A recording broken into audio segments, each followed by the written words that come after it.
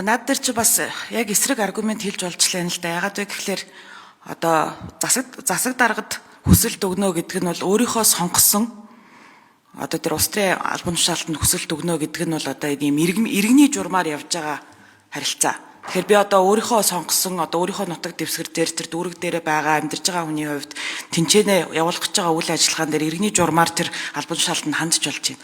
А цагдаад хүсэлт өгнө гэдэг чинь бол цаанаасаа л бүр нэг юм жоохон дарамттай тийм харилцаа болоод эхлэв шүү дээ. Тий. Мэдэгдэл харин тий. Тэгэхээр яг цагдаагийн байгууллагатай харилцах нэг асуудал. Манай цагдаагийн байгууллагын одоо тэр хүний эрхийн мэдрэмж ямар байгаа вэ? Цагдаагийн байгууллагатай харилцана гэдэг нэг асуудал. А тэр өөрийнхөө сонгосон албан тушаалтай харилцана гэдэг чинь бас шал өөр харилцаа байхгүй юу? Тэгэхээр тэн дээр одоо нэг цагдаагийн байгууллагт чинь санаа зовоод байна шүү дээ. Яг хэр одоо тэр хүний эрхийн мэдрэмжтэй асуудалд хандж гин. Ер нь тэр бусад харилцаанууд нь ямар байна гэдэг дээр.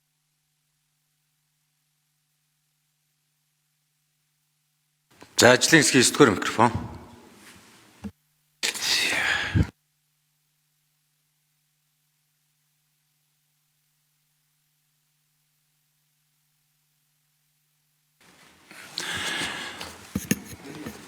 За Жаргалан гишүүний асуултанд хариулъя. Цагдаагийн ерөнхий газрын нийтийн хэв журам бол олон нийтийн аюулгүй байдлын албаны дор хөрөндөө хавгсах илтгэж байна. За ер нь Монгол улсын хэмжээнд сүүлийн 5 жилийн хугацаанд бол 1200 орчим чагсаалт цуглаан болсон ийм дүмэдтэй байдаг. За энд 16 орчим мянган хүн оролцсон. За ер нь энийг яг дотор нь англиад үзэх юм бол чагсаал нь бол 188. За цуглаан нь 1012 гээд тоо гардаг. За ер нь цагдаагийн байгууллагын зүгээс нь цаашдаа энэ систем динамикийн аргачлалаар бол тооцоод үзэхээр 2025 онд 250 орчим чагсаал цуглаан болно. За 26 онд 264, 28 онд 293 гээд ер нь улам л одоо энэ чагсаал цуглааны нөхцөл хөндрөх жил ирэх тутам ингээд олон болох ийм юм. За гүйцэж хариулъя. Тэгэхээр энэ хуулийн гарч байгаа гол бас одоо зохицуулт хийж байгаа санаанууд маань түрүүн сайд хэллээ.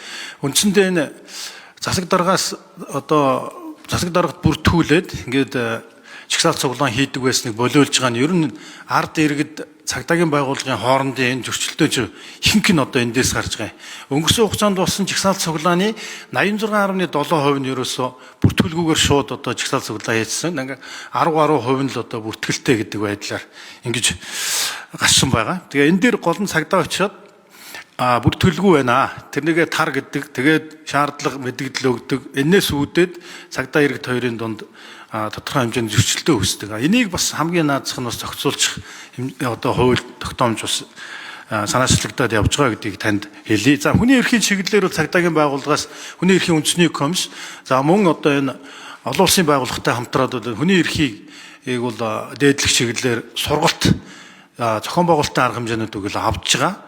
Ер нь бол цагдаагийн байгууллагаас бас тодорхой хэмжээний хүний эрхийн мэдрэмжтэй ажиллаж байгаа. Сүүлийн одоо жилүүдэд гарсан жагсаалт цуглааны гэдэг бол албад нь тараасан юм тохиолдол байхгүй. Аль болохоор одоо нөхцөл байдлыг хүндрүүлэхгүй, хүний эрх хөгжлөөг хангах тайван одоо арга замаар одоо жагсаалыг одоо зохицуул тараах ийм л одоо юм зохион байгуулалтын арга хэмжээ авж байгаа.